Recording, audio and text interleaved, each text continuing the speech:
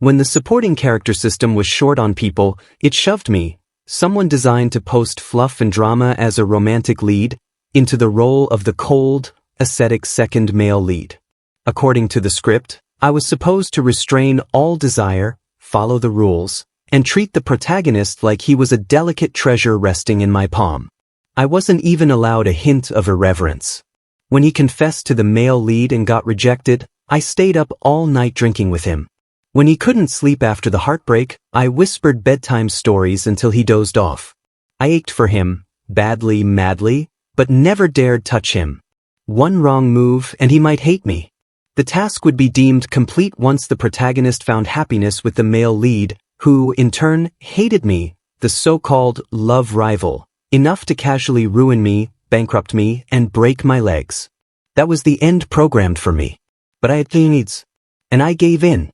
On one particularly lonely night, I went to a bar and found an absolute beast, handsome, ripped, and built like sin. He pinned me down on the sofa and ravaged me until I was completely spent, legs still trembling as I limped out the door. Worth it. I felt good. Refreshed. Ready to continue playing the part of the distant, reserved gentleman. Then came the protagonist's birthday party the next day. He had secretly invited my rival in love to the gathering. That's when I saw him. The male lead. The man who had tied me up with his own necktie and taken me apart last night. He glanced my way and smiled. "Did I hurt you last night?" he asked oh so gently. Welcome to History Channel. Subscribe to follow all our latest adventures. Story begins. At 1 a.m., I was sound asleep when Oscar Jackson called me, again. Over the phone, he hiccuped through his tears. "Bernard," he sobbed. Alexander turned me down again. "I feel like crap. I'm at the bar right now, and I don't know how to stop crying, so I just keep drinking. Can you come, be with me?" Alexander Fiorentino. The main character of this story. Oscar had fallen for him at first sight, practically ready to tie a bow on himself and deliver his whole being to Alexander like a gift. Too bad Alexander never saw him that way. This was the 100th time Oscar had woken me up in the middle of the night because of Alexander Fiorentino. I rubbed my eyes, glanced at the time, and grumbled inwardly, "Seriously, do you even know what time it is?" Just then, the system blared a warning in my head. "Host, maintain your deeply devoted character setting." I froze, then took a deep breath, and in the gentlest tone I could muster, said, "Oscar, where are you? I'll come get you." See, I wasn't supposed to be here. I was originally the male lead of a racy, feel-good novel. Every day when I opened my eyes, I was surrounded by hot guys and steamy encounters, constantly fed a diet of flirtation and passion. My favorite pastime? Turning black and white morality into something a little more risque. But then the supporting character system ran low on staff and booted me into this book to play the part of an ascetic second male lead. The system laid it all out for me. You're a CEO with a tragic backstory and quiet intensity. A flawless blend of strength and sorrow. Untouchable, like a flower high on a cliff. And yet, when it comes to Oscar Jackson, you soften only for him. You're stunning but insecure. Elegant yet walking on eggshells. Your love is silent, suppressed, a slow burn of unspoken devotion. You crave him desperately, but you never dare to touch. You repress everything, painfully, beautifully. I blinked and pointed at myself. Me? You're sure about that? Just roll with the character, the system replied. So from that day on, I threw myself into the role, Oscar's eternal backup plan, his emotional support shadow. He used to be a pampered heir, clueless about the real world. Then came the downfall. His family went bankrupt, and overnight he crashed from the clouds to rock bottom. Everyone waited for him to make a fool of himself. But I didn't. I gave him everything to maintain the life he once knew. People around me called me foolish. "Mr. Powell," they said, "why not just sponsor him now that he's broke? Wouldn't that make things easier?" But I never took advantage of him. Instead, I bought him a private apartment to live in, transferred money to him every month without fail. Even after all that, he barely paid me any attention. He'd leave my messages on read. But the moment he needed something, the moment he called my name, I felt a burst of joy I couldn't explain.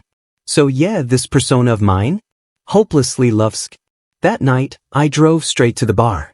Oscar's cheeks were flushed with alcohol. I crouched beside him, my heart aching. Why did you drink so much? I asked gently. Come on, let me take you home. He covered his face, sobbing. Why doesn't Alexander like me? What did I do wrong? I patted his head softly. He's just blind. To me, you're the best. Truly. You're drunk. Let me take you home, okay? But he didn't hear me. He just kept crying, words tumbling out between sobs. Bernard, I really, really love Alexander Fiorentino. If he could love me back, I'd do anything for him. Anything. He bared his heart to me, someone who loved him, for someone who never would. I froze, but said nothing. It took everything I had to get him home. Oscar couldn't even stand straight. Half his body weight collapsed against mine. I half carried, half dragged him to the entrance of his apartment building, my throat dry, sweat beading. At the door, I held him up and finally asked, voice hoarse, Oscar, can I come in for a glass of water? Oscar Jackson immediately looked at me with wary eyes. Clearly, he'd misunderstood my request, thought it was that kind of invitation. A few seconds of awkward silence passed before he pressed his lips together and said, hesitantly, maybe, don't come in tonight. I froze for a moment, the corner of my mouth twitching in a bitter smile. All right, get some rest. You too, Bernard. Good night. The door clicked shut, and with it, all the warmth stayed inside. The autumn wind swept past my face, brisk and lonely. This, I thought, was the life of a second male lead, forever the spare tire. Give everything, hold nothing. Not even a sip of water in return. Even I was starting to pity myself. My mood sank fast. The sleepiness Oscar had disrupted was long gone now. So I turned the car around and went back to the bar. After so long enduring unsatisfied nights, the dam finally cracked. The system was dormant. I called it several times. No response. Perfect. A little indulgence, just a taste, no one would notice. My gaze roamed across the bar. And then I saw him, a walking fantasy of a man. Sharp, striking features. Alone. A silver ring on his right index finger. Single. And that body. Wide shoulders, narrow hips, long legs, trim waist, every inch of him was perfection. Now, how to strike up a conversation? I took a sip of my drink, debating. Should I go poetic and say something like, isn't the night beautiful? But truthfully, I wanted to go full blunt force and just ask, is yours big? Tempting. But way off character. Would totally ruin my setup. As if sensing my gaze, the man looked over. I quickly looked away, catching my own reflection in the window. Even now, I was still dressed to the nines in my signature restraint, black dress shirt, buttoned all the way to the collar. Impeccable. Not even a hint of skin. Good. Did I look boring? He was studying me to... My mind raced. How could I keep the persona and still get a taste? I hesitated, chickened out a little, and drank. One glass. Then another. And another.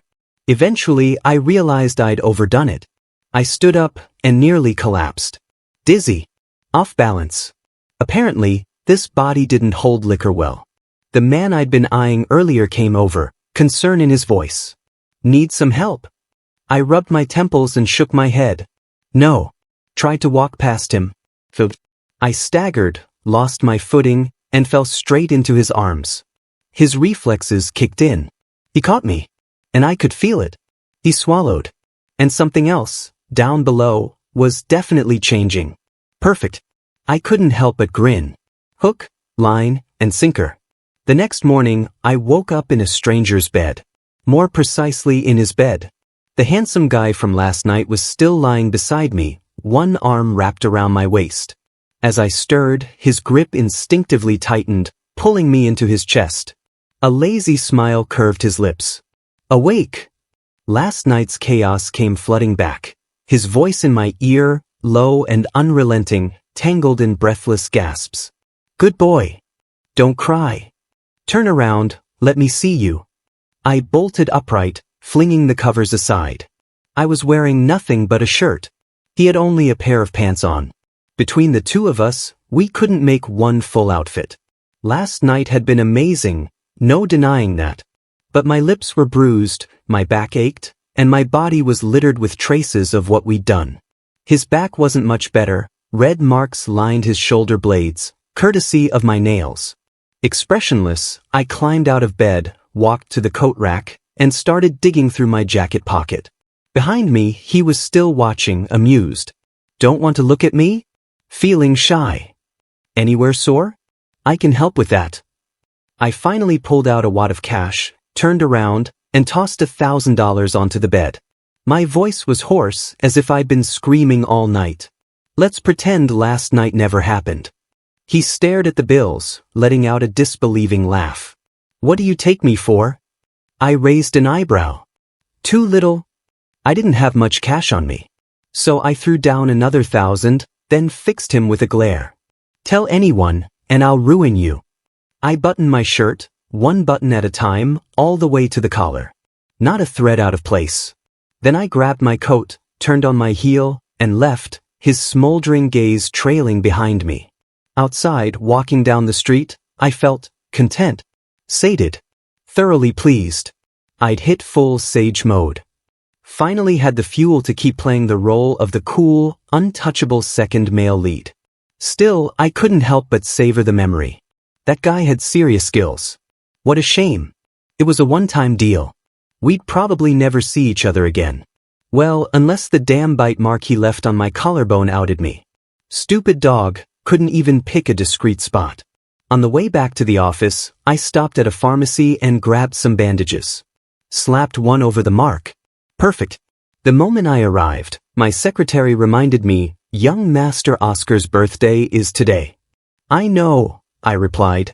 In the past, Oscar Jackson's birthday parties were always arranged by his family. But after they went bankrupt, the task naturally fell to me. 2 years and counting. Oscar had gotten used to it. All he had to do was hand me a list of the food he wanted, just like he used to do with his house staff. While I was still reviewing the setup, Oscar called, sounding delighted. Bernard, can I invite a few people you don't know this time? I never refused him. Of course, it's your birthday party. He was over the moon. Then make it look amazing tonight, okay? I've invited someone really important. I opened my mouth to reply, but he hung up before I could get another word in. Oscar's birthday parties were always extravagant and complicated. Sure, I had the money to throw it all at a planning team and walk away. But the system chimed in. You're the deeply devoted second male lead. You have to do it yourself. So I went down to the venue and began inspecting every detail, one by one, making sure everything was perfect. Behind my back, I overheard the staff whispering. Mr. Powell really spoils him. Even for something like this, he's hands-on. Too bad no amount of love can change the fact that Oscar doesn't give a damn about him. Night had fallen, and Oscar Jackson's birthday party was in full swing. He had invited quite a crowd. In addition to the lavish presents everyone brought, I had one prepared just for him, a custom-tailored suit. When he put it on for a moment, he looked like the young master he used to be before life taught him how cruel it could be. From the moment the party started, Oscar was busy chatting and laughing with his friends, paying no attention to the person who had spent days organizing the entire event. I leaned against the bar, eyes lowered just enough, playing up the melancholic charm of the overlooked second lead. That was when Oscar's eyes suddenly lit up. He stared ahead, face quietly turning crimson. I asked, Oscar, what is it? Covering his mouth, he whispered, Bern, look, Alexander's here. I invited him, but I didn't think he'd actually come. He turned to me, flustered. What do I do? Bernard, how do I look? Is my hair okay? Is my collar straight? I gave him a gentle smile. You always look perfect.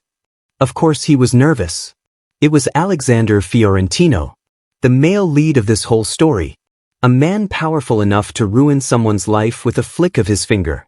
The same man who, according to the script, would one day destroy me completely, cripple me, bankrupt me, leave me begging on the street. I hadn't met him in person until now. I followed Oscar's gaze. And instantly froze. Because standing there, was the man who'd slept with me last night. The very same man I'd tossed money at in the morning like he was nothing. Alexander's gaze locked on mine, and he smiled, a dangerous, slow curl of his lips. A chill ran down my spine. I felt like prey caught in a hunter's scope. Because when I threw cash at him in that messy bed this morning, he'd smiled exactly like that. Oscar tugged at my sleeve, cheeks pink. Bernard, he smiled at me. Should I go over and talk to him? Before I could answer, Alexander Fiorentino was already walking toward us. His pace was unhurried, but his eyes never left mine. As he stopped in front of us, lips just about to part. Alexander! Oscar beat him to it, bounding forward. I can't believe you really came to my birthday. I thought you weren't going to make it. I blinked. Wait, did he just call him Alexander? When he talks to me, it's always Bernard Powell, full name like I'm his driver.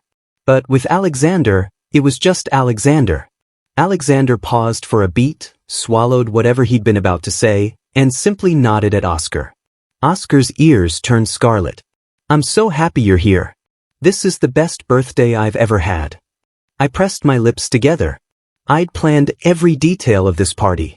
Hadn't even had a sip of water since morning. Not a word of thanks from him. Not a single, I'm glad you did this for me. Classic second lead behavior. Then Alexander's gaze flicked to my collarbone, the one I'd covered with a bandage. His lips curled. What happened to your collarbone? Did you get hurt? He knew exactly what had happened. He had put those bite marks there. I tugged at my shirt collar, trying to act casual. Nothing. Just a dog bite. Oscar looked between us, sensing the strange tension. Do you guys know each other? I jumped in quickly. No. Never met. Alexander's eyes darkened. He stared me down, voice laced with mockery. Oh. Never met. I breathed a silent sigh of relief, ready to turn and flee, when he suddenly placed a hand on my shoulder. His grip was firm, and the smile on his face didn't reach his eyes. Mr. Powell, you're pretending not to know me. Are you mad I was too rough with you last night? Oscar blinked. What happened last night? My brain raced. I had to say something. Fought, I blurted. We don't get along. Alexander froze, eyes narrowing. His stare turned sharper, more dangerous. Oscar's mouth dropped open. He pulled me aside to a quiet corner. His expression turned serious. Bernard, you and Alexander don't get along? I opened my mouth, but he cut me off, biting his lip. But you're my friend. If you two have bad blood, he might dislike me too. I don't want that to happen. You know I love him, right? I don't want to make him hate me. Whatever happened between you two, Bernard, can you please not hold it against him? Can you apologize to him, fix things with him? I don't want the two of you to keep fighting. I stared at him. Then after a long silence, I said, okay. Oscar Jackson finally broke into a smile and threw his arms around me. I knew it. You're always the best to me, Bernard. Beaming, he tugged me out into the hall. Alexander, it's okay now. I just talked to Bernard. He promised to communicate better with you and not get upset so easily. Alexander Fiorentino gave a faint smile. Well then, I truly appreciate it. Oscar's face turned pink. It's nothing really. Alexander turned to me and pulled out his phone. Well, since we're communicating, how about we exchange numbers? I forced a smile, heart sinking, and traded contact info with him, under duress. That evening, Oscar Jackson spent most of the night chatting with Alexander Fiorentino. Usually, Alexander was reserved and distant around him, but tonight, for some reason, he was unusually cooperative, answering every question without delay. Oscar grew more excited the longer they talked, sipping wine like it was fruit juice. I gently reminded him, don't drink too much. You know your tolerance is terrible, it's not good for your health. He waved me off, half laughing, half complaining. Okay, I get it. You're so naggy. I chuckled, helpless and indulgent all at once. That entire exchange didn't escape Alexander Fiorentino's notice. His gaze dimmed. Nearby, I caught wind of a whispered conversation between two guests. Mr. Powell is always so cold to everyone, But when it comes to Oscar Jackson, he smiles like that. I'm jealous. Just look at him. Handsome, rich, powerful. Who wouldn't want to date him? But he only has eyes for Oscar, and Oscar doesn't even bother talking to him properly. They say Mr. Powell has stayed chaste all these years. So many people have tried to climb into his bed, but he's never touched a soul. Alexander Fiorentino's thoughts drifted. He remembered Bernard from last night. That uptight black shirt, buttoned all the way to the top. He'd heard the rumors. Bernard, the stone-faced guardian, hopelessly devoted to Oscar Jackson. Never made a move. Would rather torture himself than cross the line. Too calm. Too restrained. But that kind of restraint made him all the more tempting. Someone you wanted to push, just to see him break. Alexander had always been curious about him. Until last night. When he stumbled upon Bernard drunk and alone. It was the perfect chance. So he approached him, offering help. Even in a haze, Bernard mumbled, I have to go home. Alexander had laughed. In this state? You couldn't even make it to the front door. Bernard looked up at him with glassy eyes, a rare flicker of vulnerability. Exactly. You won't even let me in your front door. And you know I'd never force you. I'd never do anything you didn't want. The words didn't make sense, at first. But Alexander quickly understood. Bernard was drunk, mistaking him for someone else. Someone he loved. But that was fine. Alexander leaned in, voice dripping with sweet poison. Says who? I'll let you in. Then, what about your back door? Can I go in there? Drunk Bernard nodded obediently. You can. Alexander had smiled to himself. Simple-minded Bernard, he thought, probably didn't even understand what I meant. He meant the back door. Not the literal one. The fun one. But what Alexander didn't know was, I understood everything. And I agreed. Because that was exactly what I wanted. And damn, it felt good. At the party, Alexander kept glancing at me throughout the night. But thankfully he didn't cause a scene. The evening passed in relative peace. The next day, Oscar Jackson surprised me with an invitation to his home for dinner. It was the first time. Other than the day I bought him the apartment, I'd never actually been inside. Had he finally started to notice me? I asked the system, is this what it feels like when the backup gets his springtime? The system snorted. Look at you, getting ahead of yourself. I arrived at his place, only to find Alexander Fiorentino already there. I froze. What are you doing here? Oscar shifted awkwardly and explained in a small voice. I invited him. I figured you'd say no if you knew he was coming, so I didn't mention it. He said he wanted to talk to you about work stuff. Then he blinked innocently. You're not mad at me, right? I slipped back into character. I could never be mad at you. Internally, I complained to the system. So that's why he invited me. Just using me as a pawn. The system laughed. That's life as the second lead. You're a brick, darling. Get ready to be moved wherever the plot needs you. Oscar spent the evening doting on Alexander, pouring tea, offering snacks, fluttering around like a proper host. I was left sitting quietly, not knowing where I belonged. Still, seeing them grow closer made me oddly pleased. It meant we were getting closer to mission completion. Dinner time came. The table was set. And it was all seafood. Oscar Jackson cheerfully picked up some seafood with his chopsticks and placed it into Alexander Fiorentino's bowl. I heard you love seafood. I specifically asked Auntie to make it just for you. Try it and see if you like it. What he didn't remember was, Auntie was hired by me. Also, he seemed to have forgotten. I'm allergic to seafood. Alexander glanced at me and said, I think I heard Mr. Powell is allergic to seafood? Oscar paused, then turned to me. Is that true? You never told me. A dull ache twisted in my chest. I had told him. More than once. He'd just forgotten. Still, I kept smiling. It's all right. Don't worry about it. It was Alexander who asked Auntie to cook a few alternative dishes I could eat. Then the system chimed in.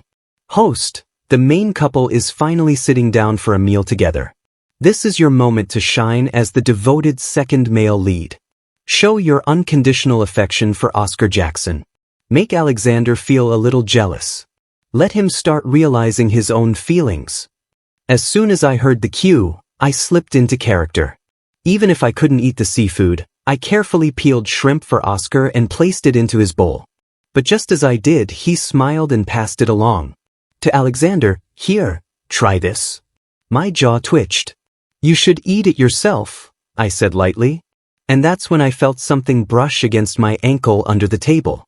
I looked up. Alexander was biting into the shrimp I peeled, his eyes fixed on mine, smirking. "System, oh my God. Did he just touch your leg? He's gotta have the wrong person." I pulled my foot away, but his toe followed, sliding under my pant leg, inching higher, more deliberate. Maybe he's trying to provoke me? System, well, gotta admit, it's a pretty original method of provocation. Soon, Auntie brought out the extra dishes just for me. Alexander picked up a sweet and sour rib, placed it gently into my bowl, and said in a low voice, "Be good. Eat more." His smile lingered, heavy with implication. A shiver ran through me. He had said the exact same thing in bed the other night. Then he turned toward me. "Bernard, may I call you that?" I paused. "You can." He gave a slow, knowing smile. "Bernard, since I served you food, how about returning the favor and pouring me a drink?" I didn't move. Oscar stood up instead. "I'll pour for you, Alexander."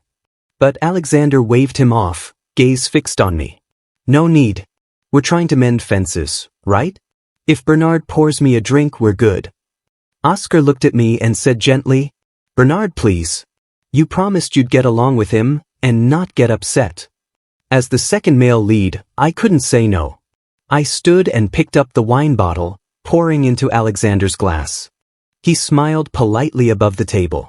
But below it, his foot was doing things that had no place at a dining table, tracing up my leg, teasing along the inside of my thigh.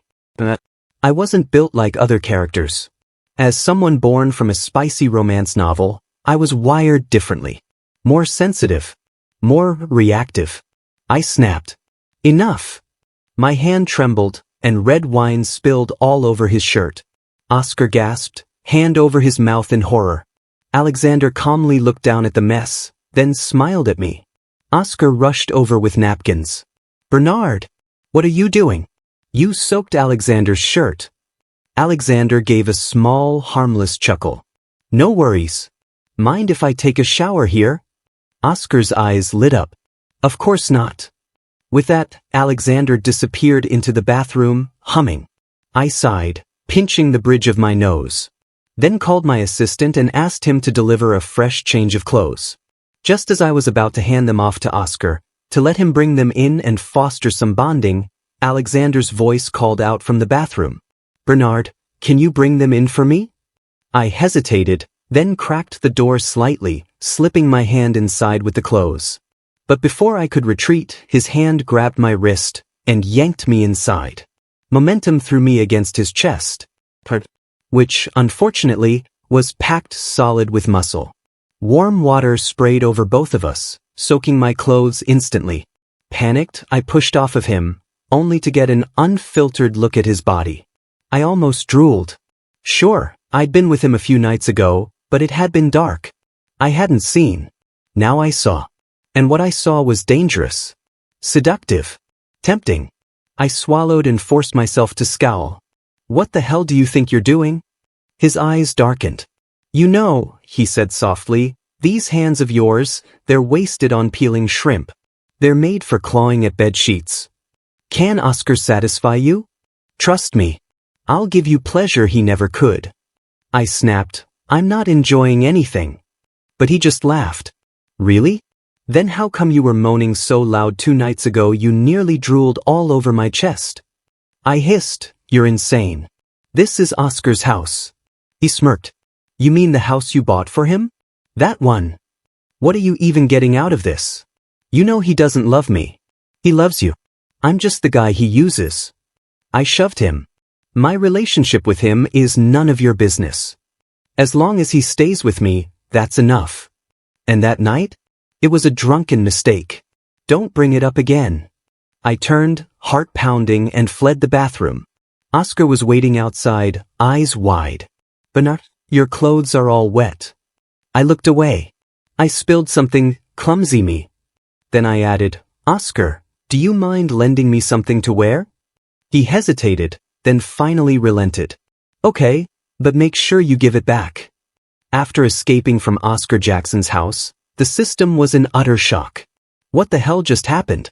Why do I get the feeling Alexander Fiorentino wants to sleep with you? I realized there was no way to hide it anymore, so I confessed. Actually, I've been meaning to tell you. 2 nights ago, I accidentally slept with him. I thought he was just some random guy I'd never see again. Turns out he's the main lead. The system emitted a shrill electronic shriek. What? You slept with the male lead? A few seconds later, it calmed down. Well, your character file isn't showing a collapse yet. Maybe it's salvageable. But, how did that even happen? I thought about it. Let's just say, I pretended to mistake him for Oscar Jackson. The system sighed. Smart move. Well, what's done is done. Just keep your distance from him. He probably just wanted a fling. Don't take it seriously. That's what we both told ourselves. But a few days later, Alexander Fiorentino messaged me. Can we move in together? The system practically short-circuited. Don't kid me. I can see what he's doing. He wants a no-shame, no-boundaries, full-time bedroom arrangement. Wasn't that basically my old life in the romance novel world? For a moment, my heart skipped. I almost missed that life. The system coughed loudly. Focus. Stay in character.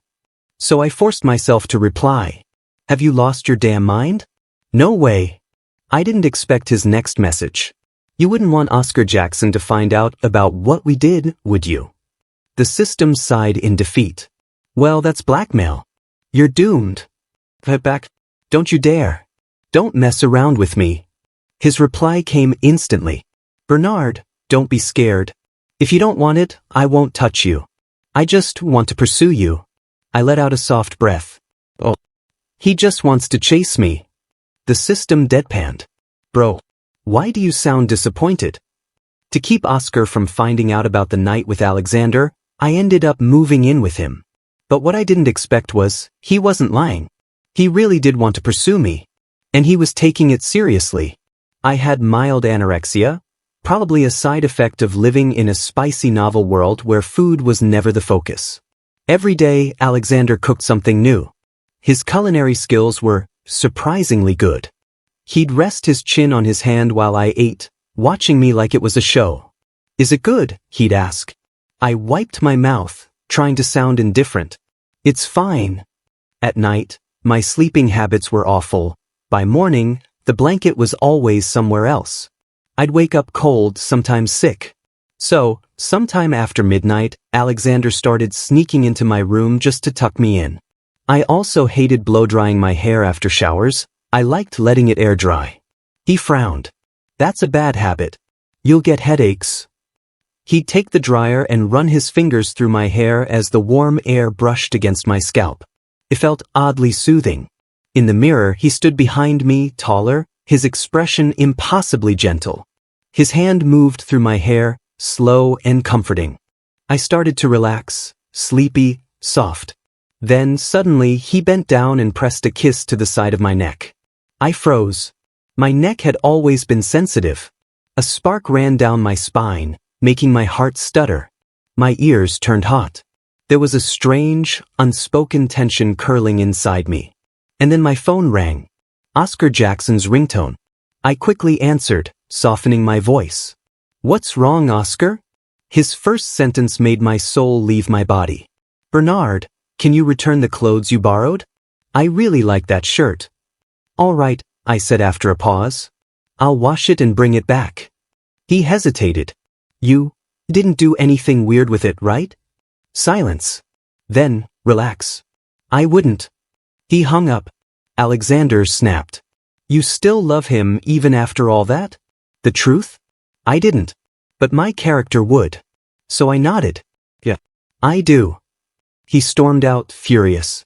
I thought that was it. Maybe he wouldn't come back. A small, traitorous part of me felt disappointed. But that night, when I came home from work, I found him in the laundry room, washing my underwear, face like thunder. I blinked. You didn't leave? He glared at me.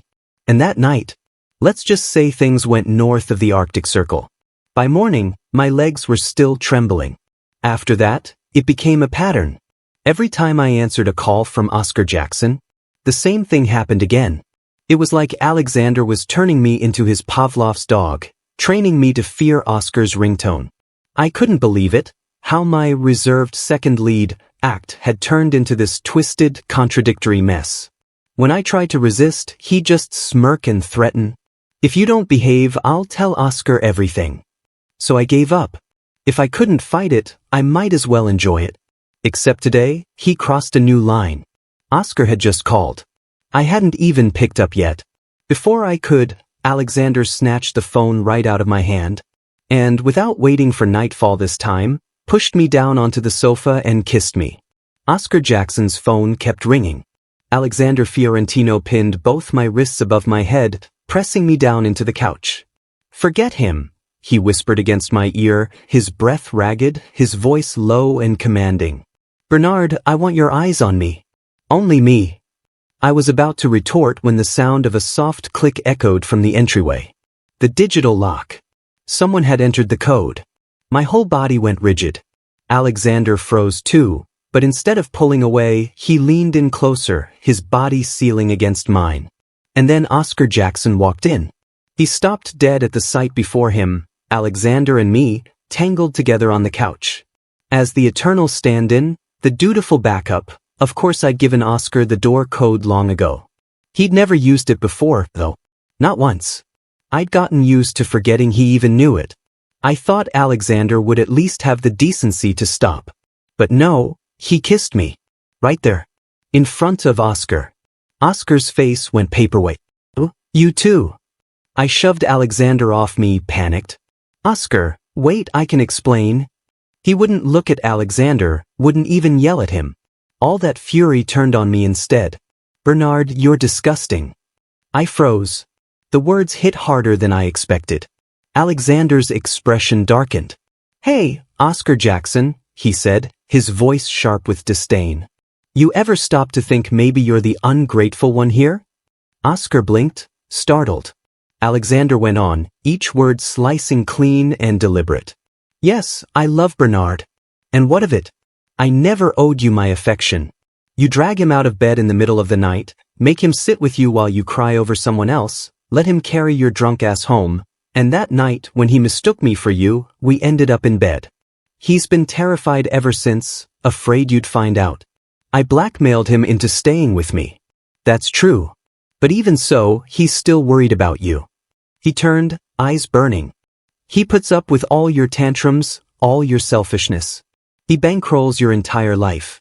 Your apartment? His money. The housekeeper who cooks for you? He hired her. He's the reason you're not starving in the street. And what have you ever given him, huh? Not even a thank you. At least I care about him. Do you?" He leaned forward, voice low and cruel. "Have you ever once looked at him, really looked at him, and appreciated him for what he's done?" Oscar's face went red, then white, then red again. His eyes filled up and overflowed. He stomped his foot like a furious child, tears spilling down. That's his fault. He wanted to. He chose this. Then, through hiccups and sobs, he turned on Alexander. "Alexander Fiorentino, I love you. How could you do this to me? How could you take his side?" And then he ran out, crying. The system's voice crackled in my head. "That's it. The plot's completely destroyed." I asked, "Can we fix it?" "Not likely. At this point, just pull the plug. Easiest option is self-termination." "Fine. When a story collapses beyond repair, we usually just exit voluntarily. Minimal loss, minimal resistance. Quick, clean, efficient." But before I could do that, I still had to keep acting in character. I ran after Oscar Jackson, down the street, into the crossing. "Oscar, please. Let me explain. I didn't mean for this to happen." He turned, tears streaking down his face. "I don't want to hear it. I hate you. I hate you more than anyone." He shoved me hard. I stumbled backward, off balance, right into the road. Cars roared past, headlights blinding. A single thought flickered through my head. Well, guess I won't have to self-destruct after all. Oscar's eyes went wide with horror. I shut mine, bracing for impact. But in that split second, someone slammed into me from the side, pushing me clear. There was a screech of tires, the crack of metal, and then a splash of red against the asphalt. When I opened my eyes, everything was tinted scarlet. I never thought I'd see the words Alexander Fiorentino and lying in a pool of blood in the same sentence. But there he was. At the hospital, I sat outside the emergency room, my whole body numb, hands trembling. I'd never felt this kind of fear before. I kept asking myself the same question over and over. Could I really live with it if Alexander died? Could I really say I didn't care? The system tried to soothe me. It's fine. It's just a story. If this one fails, we'll find another. A new world, a new role. Don't be sad. Next time, you'll go back to what you're good at, your usual steamy romance stuff. No more cold, repressed side characters. But I couldn't answer. Couldn't even think. I just sat there, staring at the red light above the emergency room door. And silently, over and over, I prayed one thing. Alexander Fiorentino couldn't die. He just couldn't. It wasn't until that moment, sitting in the hospital hallway with the cold seeping through my bones, that I finally realized how deeply I'd fallen. Somewhere between all the scripted lines and fake emotions, I had stopped pretending. I couldn't let him go. All my life, I'd lived inside romance plots where love was an illusion, manufactured, predictable, something that always belonged to someone else. No one had ever really loved me. And because of that, I'd never really loved anyone either. Until now. I said softly, "System, I don't want to leave." The system's tone jumped in alarm. "But if you don't leave, you can't go home." I was quiet for a long time. Then, finally, I made up my mind. I'm not going back. There's nothing waiting for me there anyway. "You're forgetting something," the system reminded me. "If you deviate from the book's plotline, your lifespan here is only 3 years. Then 3 years it is." "System," I said, "I'm just tired. This time I want to live the way I want." The system didn't reply. The red light above the emergency room finally went out. The doctor came out and said the surgery was successful, but Alexander still hadn't woken up. So I stayed. I didn't eat. I didn't sleep. I just sat by his bed and waited. Days blurred together. The system kept urging me to rest, to go home, to take care of myself, but I couldn't leave. His face was so pale it looked unreal. And I cried, silently, tears slipping down my cheeks as I clenched my fists in my lap. Then, just as I thought he might never open his eyes again, a warm hand reached up and wiped my tears away. When I looked up, the moonlight fell across his face, eyes half open, faintly smiling. "Bernard," he whispered. "Don't cry. Never cry, for me." I gripped his hand. "If you recover, if you walk out of here healthy, we'll be together." His eyes widened slightly, as if afraid I'd take it back. His voice was hoarse but sure. "Okay." Alexander Fiorentino was every bit the main character. He recovered quickly, too quickly. Within days, he was discharged. And the first thing he did when he got out? Drag me home with him. I barely had time to breathe before I found myself living with him again. His energy was overwhelming. Every night, he insisted on cooking. And lately, he'd even started learning how to flip the pan, proud as a kid showing off a trick, while I sat at the table on the verge of tears. When I tried to run from his relentless affection, he'd catch me by the ankle, pull me back, kiss my palm, and murmur, "Bernard, don't punish me like that." As for Oscar Jackson, his story had ended. When the plot collapsed, I stopped funding his life. No more monthly transfers. No more spoiled tantrums. I rented out the apartment I'd given him, and without my protection, everything he'd once looked down on came back to bite. The debts, the enemies, the humiliation. He came to me once, crying, saying he could try to accept me, that we could be together after all. He begged me to stay kind, to be the Bernard I used to be. But that version of me was gone. Alexander pulled me into his arms, looked Oscar dead in the eye, and kissed me, slow and deliberate. His voice was like ice. Oscar Jackson, look closely. He's mine now. Your debts are your problem. Stop showing up here, you're a nuisance. Oscar's face went white. His hands trembled, then fell uselessly to his sides. He turned and fled. I never saw him again. Not long after, the system chimed again. Something strange happened. Ever since your character broke, reader engagement has skyrocketed. I even got a promotion and a raise. Basically, the readers love you two together. You're not going to disappear after 3 years anymore. I'll be off working new assignments. You just stay here, live happily ever after with Alexander Fiorentino. Moi. And then it was gone. Life after that was simple. No missions. No orders. No scripts. Just me and Alexander. Sometimes I'd think about the old days, drifting from story to story, always halfway between fiction and nowhere. I'd felt like sea foam then, floating, shapeless, unanchored. Now I had a home. At night, I'd curl up against Alexander's chest while we watched movies. Once, he spoke suddenly, voice low. I used to think this was a dream. I tilted my head up. Why? He smiled faintly. I kept worrying you'd regret it. That you only stayed out of pity. That maybe part of you still loved Oscar Jackson. He tightened his arms around me, pressing me closer. Bernard, I never believed in forever before. But after meeting you, I want to try. I smiled back, whispering, me too. The movie kept playing, but I wasn't watching anymore. I was listening, to the steady rhythm of his heartbeat, to the warmth that felt like it could last a lifetime. For the first time, I leaned in and kissed him, not because of the script, not because of a system prompt, but because I wanted to. This time, I loved him as myself. The end. Thanks for stopping by. Subscribe and hit the notification bell so you don't miss out on any new videos.